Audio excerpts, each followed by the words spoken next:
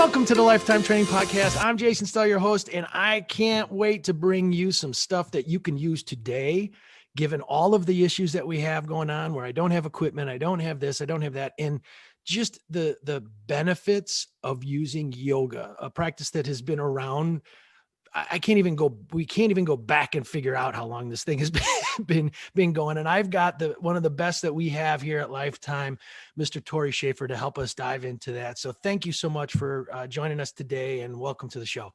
Thanks for having me on, Jason. I'm really excited to be here. Awesome. Well, yoga is something that honestly, for me, just recently started to incorporate it. And I wanted to hear it from the kind of the horse's mouth, one of the best that we've got. And just, let's talk about it from a beginner standpoint and how, some of the fears, some of the benefits, all of those kinds of things is what I want to really dive into. And then most importantly, how do I incorporate it, get out of my mind and incorporate it into a routine, that encompasses maybe other forms of fitness too, whether it's strength training and cardiovascular, and how really to get the benefit of it all. So, to jump in, I'd love for you to kind of just start by talking about what have been the proven benefits over the years. I mean, like I said, 7,000 years we're talking maybe of yoga. Yeah. And I think that's a great place to start because the benefits are really whatever you need them to be. Yoga is one of those practices that's meant to complement your life in any way that you need it to. And I think it's one of those things that people start, they go in a couple directions. I remember the very first time I heard the word yoga, and my mind automatically, I think, went to like a picture of the Beatles' Yellow Submarine and like these really trippy, far out type things. I was like, I don't know, man. That just seems. Were they the blue meanies, and then the blue meanies pop out? Well, that's yoga, right? And it was an interesting journey that I had to find yoga and what it means to my life today.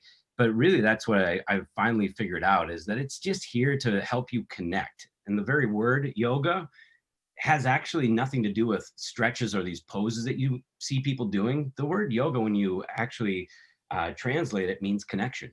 It's about relationships. And so those benefits, though, when you start to create deeper connections to what you use as the vehicle through yoga, which is your breath, and there's different breathing techniques that you can do. It's there to help you lower your stress levels. It helps reduce, your heart rate. There's so many things that are beyond the physical that it helps you with in your life, that somebody that is into fitness, it should definitely be like one of the fundamental things that you use just to help you connect to whatever it is, lifting, running, cycling, that's going to help you just become more proficient at what you're doing. I love that. And when you say connection, I think so many people automatically just revert back to the connection with others, but really it's about connection probably with self, obviously, first and foremost, before we can go and connect with others. And what better way, one of the things with me when before I started the practice, which I'm just beginning, I really got into the meditation side of it. And, I know that those are, I wouldn't say one and the same, but they're incorporated together. And I would love for you to kind of dive into, what has been proven. You talked about breath and meditation and yoga, and, what other benefits do all those three things, bringing those three things in and working on those three things, help you with? Well, I think actually to get to the benefits first is looking at what gets in the way of the benefits. Yeah. Right. So, and I think this time that we're living in right now is the perfect time to talk about it, because it's the reactions of our mind. Whenever life starts to really suck and not go the way we want it to, it's not typically about the environment. It's not to say that the environment doesn't influence what's happening in our lives, but it's the way that we show up in that environment that has been proven time and time again of going, this is going to make that situation that much worse or go in a better direction. And so the very foundation of yoga, after you learn that it's about connection, is going, what gets in the way? And this is the practice that has been thousands and thousands of years. This asana practice that we call the actual yoga poses is actually only hundreds of years old. So beneath that is this practice of going, how do I master the reactions of my mind? And it's through the breath, through meditation. So what you got into was actually what the whole practice of yoga actually started out as. But as the years evolved, yoga evolved to meet the need of the society that it was helping to benefit. And so therefore they started to get, yoga poses and stuff that could actually create more stress. Yeah, there's physical benefits. It's going to help stretch out muscles, get into the fascia and all that. But really it was how to go, can I put you in a really awkward position and go, great, find your breath and not be reactive right now. And once you master that, I mean, you can show up. I mean, that's going to help you with your arguments with your significant others in life. Yeah. If your boss is being a jerk, well, sport, everything. Yeah. Everything. Yeah. But exactly. So to bring it back to like what you love to do, lifting weights, once you learn to become less reactive, I mean, you find, what was it? I think last year somebody got the new world record of holding plank. Right? I think it was wasn't a lady up in Canada or it something? Was crazy amount of time too. 4 hours and 19 minutes or something like that. Yeah. And they asked her, what was your training? What was, your golden gem that helped you become like that focused? And she said it wasn't about how much she worked out. It was how she worked in. It was getting over that reaction of going, I feel like I'm fatiguing. I'm getting weak. You talk to marathoners, it's the same thing. It's not about the physicality of it. Yeah, there's training you got to do, but it's your mental prowess of how you show up. Yeah, I did a previous episode with a guy named Paul Taylor, and I loved his term. He called it cognitive fitness. And it's funny. I've been doing a cold water plunge now when I can, because I'm in Arizona now. So unfortunately in the summers, I can't really do it. And they got to charge there are ways, but I'm not buying all that stuff. But anyway, so I jump in the pool, and one of the things, he talks about is that in that practice, it really messes with your mind. Sometimes I think, oh, am I going to have a heart attack? Or, you have all these things. And, what's been able to is I come back to that breath, and then I let it go. And it's BS. And then I always think about, what about Marines and like these guys that go through just some crazy amount of mental stress that they just let it pass, and then they move on. And it's made me mentally more resilient. And it's made, just the practice of that. And then I go right into a meditation right after that every morning. And it's just, I can't tell you, words can't explain how much it impacts you and benefits you. So, other things that I know that's happened for me, depression, when I get in a depressive state, it helps reduce that. And I couldn't get over, when I started actually practicing yoga, the euphoria that I felt when I was done. It's just, can't explain it. Like I really can't explain. Different from working out, different than a runner's high, and like in those particular things. And it was just great. But sleep, flexibility, I've heard inflammation, reducing inflammation, anxiety, stress, all the stuff that is probably more prevalent now, given the times that we're in. And you can do it at home. You can we'll talk about it later, but you can click on whomever's teaching it for us and whomever, and you can do it in a small space, which is fantastic. In a small space and in a really short amount of time. Yeah. And I love it that you brought up that feeling of euphoria. It's almost like when you're like, if you're an outdoorsy person, I'm not going to say everybody on here is, but I think you can probably relate, when you're out on vacation, you're walking through the woods, you come up over a hill, and here's this beautiful vista of, this big lake down below, and the sun's just hitting it perfect, and the sparkles are just right. And all of a sudden there's that one breath that you take and you go, holy shnikes, I'm free. That's that moment. And I think that's kind of that idea that yoga is trying to implement, not just when you're on vacation, but implementing into your daily routine, is that's not something, you don't have to just go on vacation to feel free. We can bring that into all the moments of our life, no matter what's going on. I love it. And, before we dive, because the question that popped into my head is sometimes and again, I'm early in the practice, but people might feel this, but it takes some time through meditation, is you get to that feeling and you feel it obviously, and you notice that it's a feeling, and you say feeling, and you're doing that, and you want it to last, but then the minute you think about it, it's gone. and there's got to be something there to make that last longer, and you might know it, but I'm going to hold on that. We'll tease that towards the end. All right. But let's bring it back now. We talked about the benefits, but I know there's different types of yoga, and if we could start to dive into, what are those different types, so that people could understand, where should I begin? Because the worst thing you could do is go into some class just, I'm doing yoga, and next thing you know, it's one of the hardest forms, and you're frustrated, and then you never come back. Yeah. So starting point, let's say you're at home right now, worst case scenario, you're in quarantine, the government says don't go out of your house, right? Um, 10 breaths. So it's as in simple as 10 breaths. We call it a restart. Is that you just in the morning before you get going, get up out of bed, take 10 breaths and just notice the breath moving in through your nose and out. And then sit for a moment after that. And notice if your mind's spinning on anything. If anything, while you're taking those 10 breaths, kept pulling your attention. Don't need to get rid of it. And actually, that's people get confused about that. They hear the word meditation. They go, oh, I have to clear my mind. That's never going to happen. Yep. That's not what you need to do, folks. Yep. It's just not attaching to the thoughts that are there. But that's what the reset's all about. And that's what I love about it is that you acknowledge the thoughts that there. You take a moment, write down. So you don't have to push them away. Don't push them down, but let them pop up. Write it down what that is so that you've acknowledged it. And then take 10 more breaths and then move on with your day. And anytime you're about to start something new or something important that you want to give your attention to, do a little reset. Love that.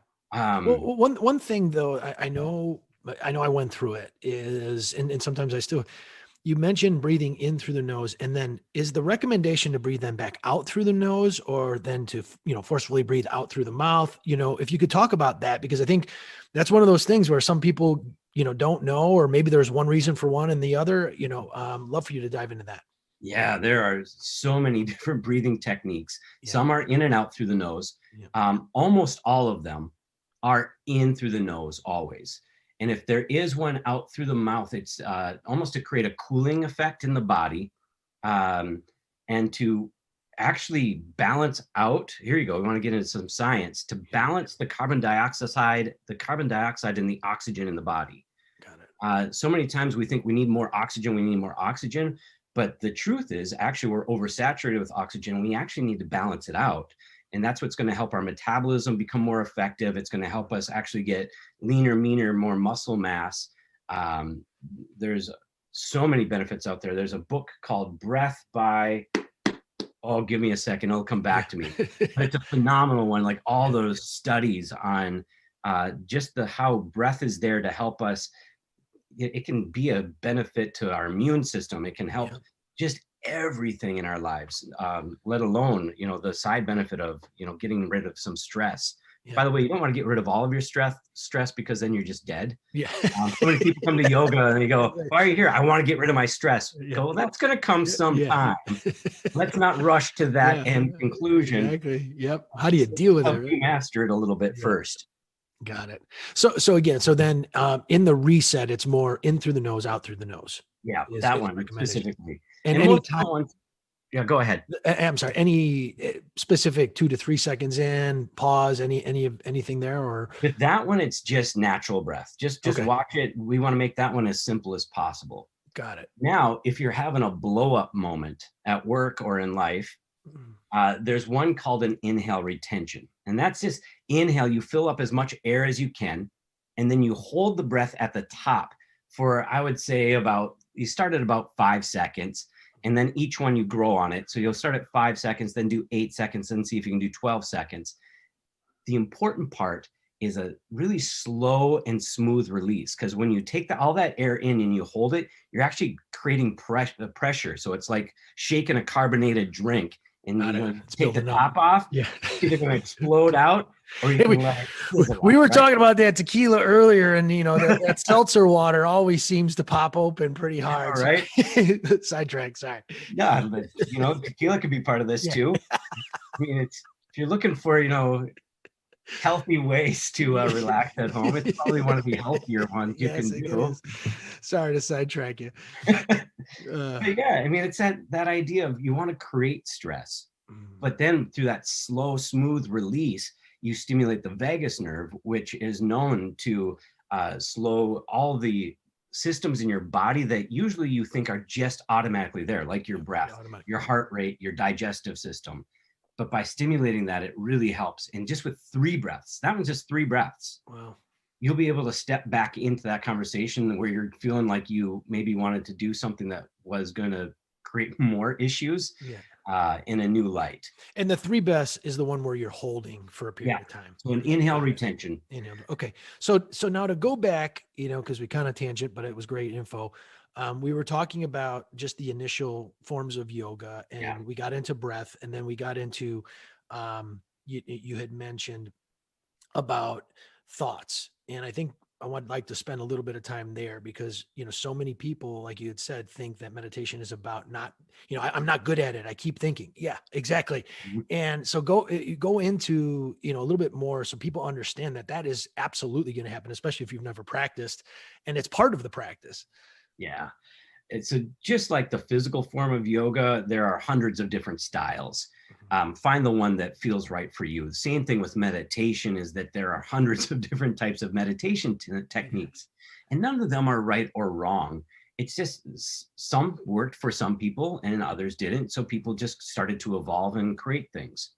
One of the oldest techniques is called Anapana, and that's just simple breath focused meditation, which means you're just watching your inhale move in and out through your nose. And the idea is actually to allow the thoughts to bubble up. I think, especially in our Western culture, we feel like we need to be in control so much that we actually take our thoughts and we push them down when we feel like, oh, this thought's not appropriate right now. I'm just going to shove it down. And that's when somebody cuts you off in traffic and all of a sudden that magic finger flips up and you're like, why am I so angry right now? Road rage. It's because we keep shoving stuff down. So we sit and we breathe and allow it to bubble up. But then the trick is you start to watch and you notice which thoughts your mind attaches to. Which one do you want to play with and actually start having a conversation with in your head? And it's not about right or wrong again. It's about, I see that one is really a hot button for me. Can I come back to my breath and let it just be there? Because eventually the thought or the reaction will lose its control over you. And it's like a pressure cooker. It just relieves and goes away.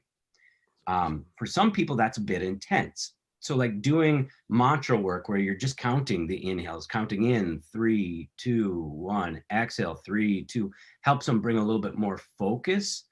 And then eventually that can fade away and then you just watch your breath. There's lots of different techniques there, but really it's not about shoving anything away. I always say meditation is actually reality training. It's to help us become more awake in the moment that's happening right now, because that's actually the only thing that's real. We always get caught up on, I got to do this later on today, or I just had that meeting and crap, it didn't go the way I wanted it to. And my friends, none of that's real.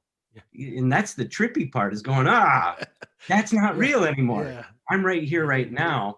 And I just need to be present so I can be the best me that I can be. Yeah. The noting is what it was taught to me, is what I really enjoyed. And it was free to, basically be in that meditation and just know it. Hey, that's a feeling or that's a thought, and just being able to separate and come back to the breath. And that was something that was just transforming for me as well. So, that was awesome take home stuff. So I really, really appreciate that. So there's, we kind of started with the more of the meditative yoga, but let's now start to dive into some of the other forms so that people understand, what, like, again, what's for them and what might be something to strive for into the future. Totally. And we always love to start with the meditation. I promise I won't go back into it and get you No, back up. I'm good. We could spend a whole episode on that. It's fantastic. It's so prevalent and needed right now. But to start with that foundation is at Lifetime, especially, we believe that all of our yoga classes are breathing classes first. And so that concept of going, I need to learn about how I show up in life and how sometimes my reactions actually drive the bus rather than me driving the bus is the foundation. And then after that, when you're looking for a practice that suits you, so many people go, well, what's the beginner class? What's the advanced class? And I tend to steer away from that because there are some beginners out there that love to move and groove and go fast. And so a vinyasa class might be their jam, whereas some people think beginner classes have to be the slow ones. But actually, the slow ones are going to work the muscles and the stability of your joints and actually are challenging in their own way. So I would say, when you're looking for a class, go, hey, do I want a slow class? Do I want a medium pace class or a fast class? I think that's the easiest way to find, with your personality, let's find something that you're going to enjoy, because if you go, I'm a fast moving paced person, and all of a sudden you get stuck in a meditation class, you're not going to stay very long. Yeah. Just And when start, you, and just for start. people that are really, they've never even looked at anything yoga, and now maybe we've intrigued them, hopefully. Uh, when you say fast and slow, would you go into what that means a little bit deeper? Yeah. Thank you. Um, and I'll relate it to lifetime classes, but also generalized and outside. So if you are And looking one for other the, thing too, and I'm sorry to cut you off, yeah, but for people that are out there, Lifetime has a virtual membership that is going to be offered. So when we talk about there's virtual classes that you can watch on your phone, your app, any of that stuff. Obviously, if you're a member, you have complete access to that stuff right now. If and we'll have some details in the notes on how to get to those things, because a lot of people don't know about those. But for people who are in places where there is no Lifetime, or you're not a member, there's actually going to be a virtual app that you'll be able to pay, a small monthly fee for, and get full access to that stuff. So don't tune us out here. absolutely. And to that point, I think there's even a sample of those classes on That's right. demand. So if Yep. you go to mylt.life/on demand, I think that's right. Yeah. I'll get it in the notes. There's a sampling of all these classes that I'm about to talk through. And starting with the meditation classes, there's like some 5-minute meditations on there. And then all the offerings that we have, there's 30-minute, 45-minute, and hour classes. So there's something for everybody on there. So thanks for bringing that up. Yep. So let's start slow. If we were going to say that there was a turtle speed class, at Lifetime, we call it surrender, but it's our yin class. And a yin format is really meant to get into the fascia of the body. So if you're into anatomy and you love looking at muscles and how everything works together, the fascia is the connective tissue of the body that holds everything together. Mm-hmm. It doesn't have a natural blood flow. And it's one of those things when we're dehydrated or as we age, it becomes tighter and more brittle, and is why people start to look all hunched over as they get older if we don't take care of it. So this is a class, and by turtle speed, I really mean turtle speed. You are going to get through maybe 5 to 8 poses in one class. So you're just stuck holding these positions for a period of time, which is way harder than it may sound. Yeah. And there's a mathematical equation to it. Yeah. It's called pressure over time equals change. When you're looking at fascia of the body, like I said, it wraps around every muscle tissue we have. It holds our organs in place. The only way to stimulate it is to get into a shape that is passive. So the good thing about this is that you're going to be laying on the ground for a good majority of the class. But now if you think it's going to be peaceful, it's I love that word, peaceful. It's going to be a turbulent ride, my friends. Yep. Because you get into a shape and all of a sudden your muscles relax and it tugs on the fascia, and you can tell almost immediately your breath starts to get shallow, and that fight or flight response starts to pick up. And so it really is, I think, the gateway to meditation as well, because you really have to find that meditative quality in your breathing just to go, I am safe. I'm going to relax into this. But the benefits are your joint mobility. If you are a lifter and all of a sudden you have that lactic acid buildup after, a good pump, the day before, one of the best things you can do is a yin practice, just to open it back up and keep your flexibility while you're building strength. To go a notch above that, we have a class that's called Root. Root, if you're looking for it outside of Lifetime, if I had to generalize it, I would call it, and I hate to do this because there's going to be yogis that smack me in the face for saying this. If you saw it on a schedule, I think you'd see it as hatha. The reason yogis are going to smack me in the face is because the actual word hatha is the umbrella for all physical forms of yoga. But for some reason, I think slower moving classes kind of tend to go there. But it's about functional muscle engagement to actually increase stability and integrity in your joints. So like if you're a endurance athlete person or somebody that's dealing with injury, this is like a great place to go. And you said that was called what again? Root at Lifetime. Yeah. Okay. Root. Yes. But yeah, it's an amazing class. You're going to hold poses not for nearly as long as you do in surrender. And they're more physical, so you're more standing poses, but you're going to hold them for a good 5 breaths to start with. And then you're going to start to move with it, but keeping that idea of, am I moving and isolating my body in a way that I feel I'm growing stronger in my joints? And I think your joints is something that we miss when we're really getting into athletic activities, because we're just focused on the muscles. How do I get stronger so I can leap farther, cycle faster? Yep. But once we lose our joints, man, that integrity in the muscles is completely gone. Yeah, it's, I probably in the strength world, we call it mobility, right? And some people separate mobility and flexibility. I think I had Kelly Starrett on, and he did a great job explaining between the two of those. And, obviously, how many big bodybuilders or I hate going to extreme, but just people who just lift a little bit more bodybuilding type, they're big and strong, but if you watch them walk, they're like, brah, like very stiff, and they're not mobile, and they close their car door and they blow their back out, Yeah.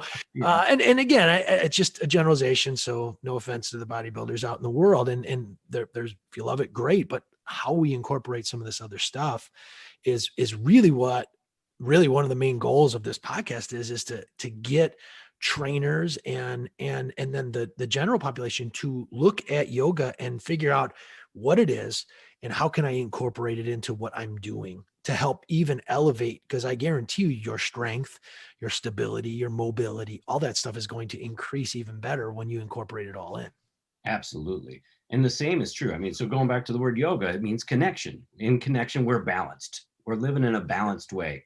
And that's not just for, the people that love to toss the Olympic weights around. That's for the yogis out there too. Yeah. It took me a long time to learn that lesson of going, if I'm just doing yoga, I'm not balanced. I need to lift weights. I need to, I just started doing some Pilates, getting some core work in there. And all of these things, they work so well together. Yep. And I love that at Lifetime that, we're continuing to pull down the silos and go, how do we incorporate a more balanced way of life? Yeah, well-being. And what's funny too is everybody wants to train like an athlete. The pro athlete, but the pro athlete has been doing yoga. The pro athlete is doing Pilates. The pro athlete is not just doing Oli lifts and power lifts and doing that type of stuff. And it's so funny. And how do I get, at some point, how do I get a little bit better? You can do it by trying to get stronger, which could take you a long time. Or now you start doing ancillary workouts and ancillary lifts and start working things that you've never worked before and watch everything else go up. Yeah. Yeah. The day, what was it? I think 2 years ago when LeBron James came out and they're like, hey, what are your main training things? He was like, dude, yoga. Yeah. All the yogis in the world were, I love to see him actually do yoga. He's such a mammoth of an individual. So sidetrack again, squirrel. All right. It's great. I remember I was teaching yoga at the Target Center back in the days when the Timberwolves used to train there. Oh, I thought you were talking about when we did it at the not at the Target Center, at the Mall of America. Yes. Yeah, that was good. We'll get to that one. Yeah. That one's coming up. Yeah. But yeah, some of those basketball players coming in 7 something, and you're trying to help them do poses, and you're like, dude, I'm standing up and I'm coming to your hip. I don't know how. I need a ladder. Yeah, we'll get there, buddy. We'll get there. All right, so we're on route. That's route. Yeah. Going a little bit faster than we have at Lifetime a class called Soul, and out in the yoga world, or if you're looking at any other place, Ashtanga Vinyasa is what it's based off of. And this is for people that love having a set series of poses. That way you can, the nice thing about set series, I mean, there's benefits on both sides, really. Set series is you're going to know what's coming every week when you go into it. So if you're somebody that likes that familiarity, but also you can really get the healing benefits of noticing when your muscles are lengthening out and when the shapes are getting a little bit easier so that you can actually go a little bit deeper into them. Got it. And that's what Soul's really about. It's still playful, but Ashtanga Vinyasa, when it was created, so if you look at what was it, back in 27, that's when I say the very first yoga studio of the modern day kind of came around. A dude by the name of Krishnamacharya. There, I could feel the yogi slapping me in the face again by calling it this dude out in India. Like, dude, come on, let's get past it. Yeah. But he started to really get into the physical form of yoga. And he had four main teachers that kind of really led the charge of bringing yoga to the West, then to the US. And one of them was Pattabhi Jois, and he was the one known for creating Ashtanga Vinyasa. And the primary series is actually called Yoga Chikitsa, which means yoga therapy. And it's progressive, which is the nice thing about it. Most people, when you think of yoga, they know like simple shapes like down dog or a sun salutation A. Yeah. And so it starts with basically spinal warm-ups. You do that about 5 times. Then you get into some hip warm-ups. You do that 5 times. And then your body's prepared to do these standing poses, but each one's built up to open up your back, your hips in a progressive way that helps you go deeper and deeper. And by the end of class, you're going to feel like you've just been to the chiropractor and gotten adjusted. And tight areas where, you know, your hip flexors are so tight. So many times when people think they have back pain, it's actually, we're sitting in, you know, our hip flexors are just constantly in contraction. You get done and all of a sudden you go, wow, that was really, really healing to my body. I now feel like I can go do whatever it is I need to do. So that's what soul is. And then we go a little crazy and we get moving pretty fast. At Lifetime, we have a class called Flow, and it's one of our most popular formats. I'm not sure there is another format out there that I've seen, which is kind of fun at Lifetime. You know, we have these things that really take it to the limit. And each one of these classes is meant to poke your stress buttons, both physically and mentally, by the way. Flow pushes your stress buttons because you're going to learn a sequence and then the teacher's going to turn up some fun cranking tunes and let you go. And the first time you take it, people go, what the heck? I don't know where I am. I'm completely lost. But that's the point. Think about how many times you've been lost in life. You've been lost in love or lost in what you're supposed to be showing up and doing in this world. And it's about that idea of, can you find your breath when you feel lost? Can you create your own path? Not that the path that the teacher set forward to you and guided you on was a good one, wasn't a good one, but can you be okay no matter where you are and just enjoy the celebration that is you? And so that's really a fun format. And then Fire is one that you were talking about that we did for I did that one in the Mall of America. Yeah, what was it? It was like, what, 200-300 PTs out on the main floor of Mall of America. And here's this format that integrates high intensity interval training and yoga.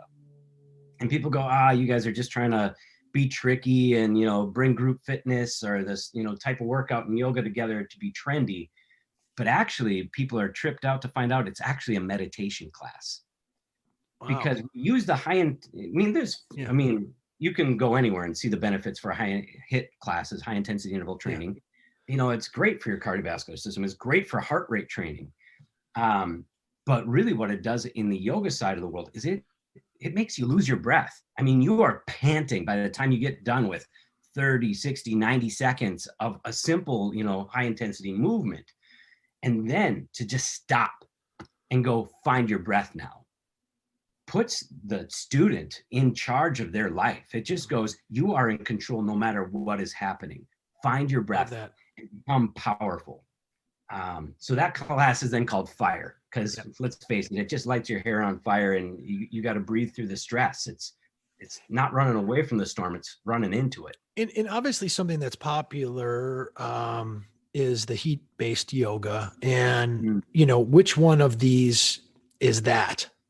Yeah. Heat just makes you feel like you're working out more, doesn't it? You get sweat dripping off your nose, you're like, yeah, I'm doing it. But there are benefits to heat, and we can talk a little bit about that too. But Soul and Flow are our two main heated ones at Lifetime that we put in at 95 degrees, and it's like 35 to 40% humidity in the room. You're going to be bubbling by the time you come out. Got it. And if you're not into heat, we also have those at non-heated temperatures, which is 85 degrees. And Fire is done at 85 degrees as well. Got it. Yeah, the benefits of heat. I mean, if you think about your body when you get sick, what do? You heat it up. Your body puts a fever in there. It cooks it. You know, it cooks the germs out. So there's, you know, been proven benefits of boosting the immunity of the body by practicing in the heat. It does. It definitely helps the muscles, lengthen a lot faster.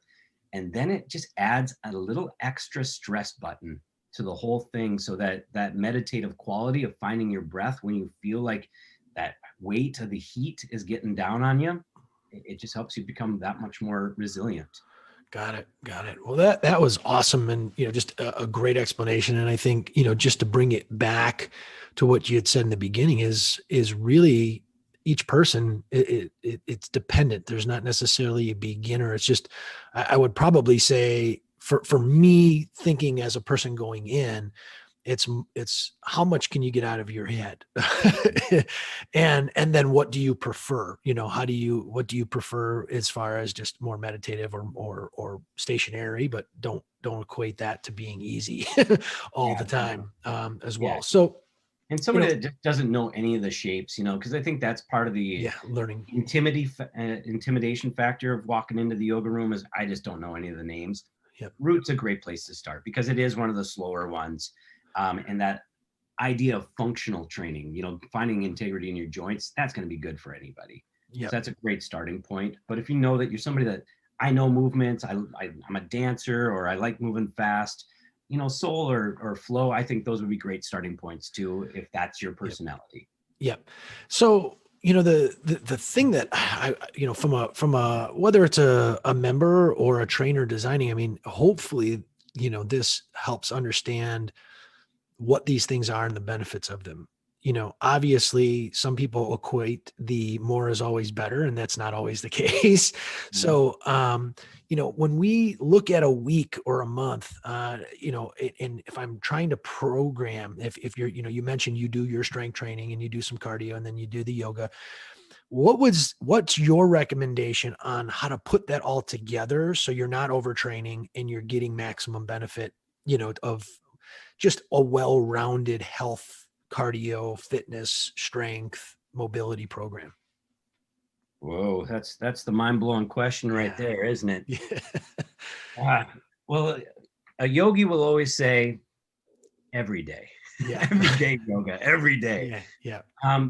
I would say some sort of mindful practice should definitely be there every day, whether it's that, 10 breath reset, um, or something like that. It's just going to put you in a better mind space. I'm at a point now in my life, my family notices when I miss a meditation in the morning Yeah. because I am much more of a jerky, sarcastic dude later on in the day. Yeah. Um, as far as the physical practice, I mean, especially just when you talk about like those simple sun A's and sun B's, the spine and hip warm ups, those are great things to do before anything. I mean, they're going to Yeah. help you lift more. They're going to help you be on your cycle or on your run more effectively with less chance of injury. Yeah. So if you wanted to do like spend 5 minutes doing a few of those, before you do other activities, that's great. As far as a full hour yoga practice, you're talking to the yogi here, so I'm going to Yeah. err on the higher side. I Yeah. try to get at least 3, if not 4 full hour practices in a week. Um, And are you doing those on and that's kind of what I was getting at is, are you doing those on the same days as your strength training? And then if so, which format are you choosing? If I've got a alpha workout or a cross, more yeah, high intensity strength based workout, do I want to do yoga that day? Can I? And if I have that time, then which one? And if I don't, then what should I do the next day? If I'm choosing to say 3 days a week I'm strength training, and then the other 3 or 4 days I'm doing something else. yeah. Uh, Time really is the big one there, isn't it? Yeah. Yeah. I would say, for your heavy lifters and your alpha lovers of the world, pairing yourself up with a root class, so that, really slow, muscular engaged class, or surrender, the yin class, they work really well together. I would say if you're going to do it on the same day, if you have the time, a half hour of surrender after an alpha workout is amazing because you're going to stretch it out immediately after, which hopefully then you'll wake up the next day or the 2 days after with less lactic acid and that less, achiness in your body. Yeah. But if you can't get it to it till the next day, you're going to be a little bit tighter moving into it, but it's going to still give you the same benefits. For the cyclists and runners of the world, I would go the other way. I would go a little bit more root. Again, I think is functionally good for everybody, Yeah. but then the soul or flow, just to kind of lengthen and stretch out and keep things flowing a little bit more. No pun intended there. Yeah. And but definitely, if you can get it every other day or the day after you work out, because I know timing is a huge thing. Mm-hmm. But that's what I love about the on-demand classes. So check those out.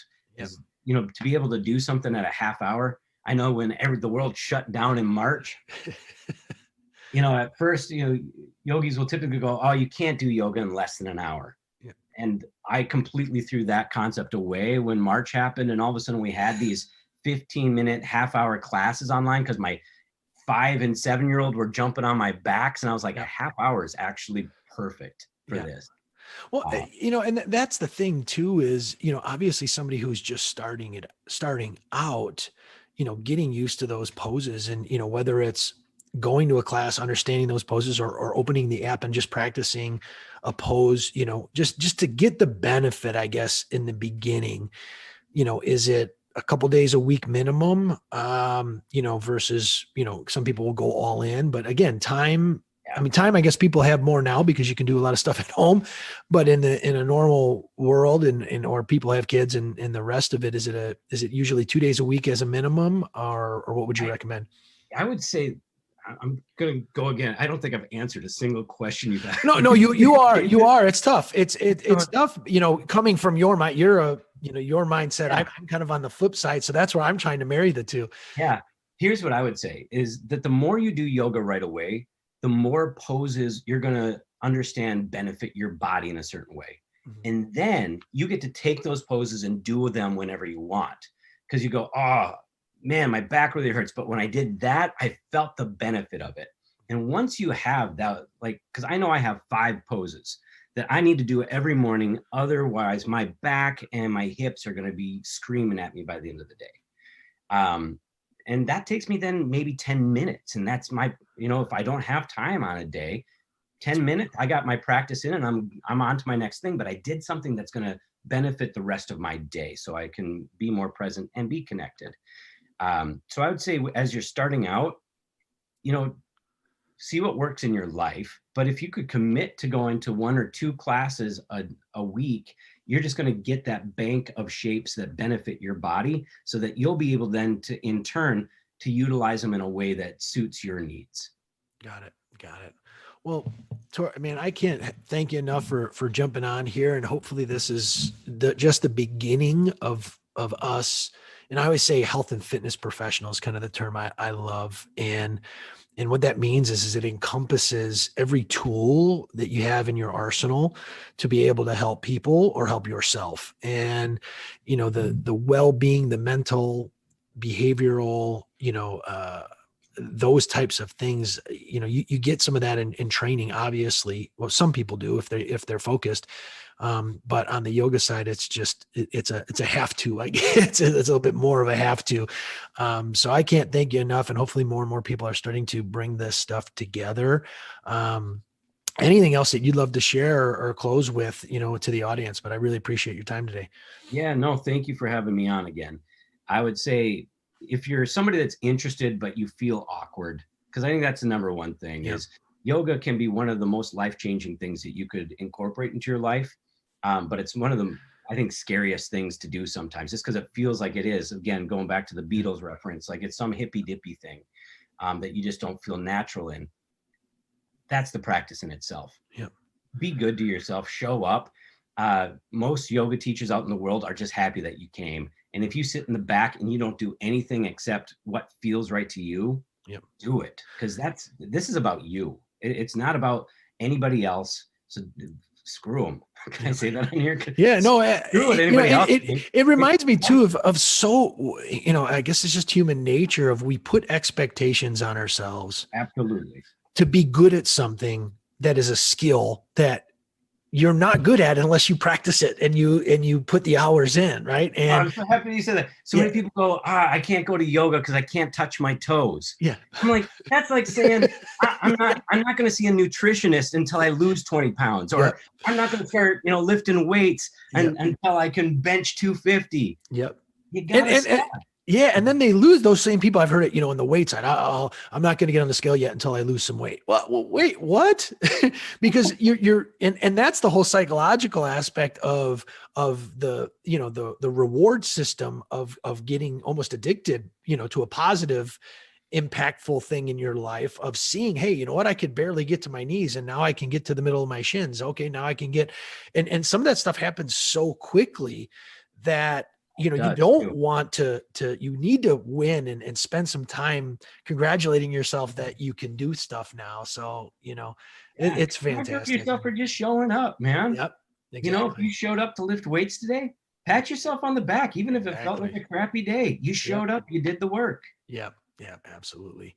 Well, man, I can't thank you enough. And I'm sure I'm going to be seeing you on those on demand videos and getting you into class, or getting in some classes when I'm in Minnesota again. But thank you so much. This was honestly just a delight and a treat, and so grateful that you've been able to spend some time with us. It's always a pleasure to see you, man. Thank you so much, brother. Have a great day. Peace.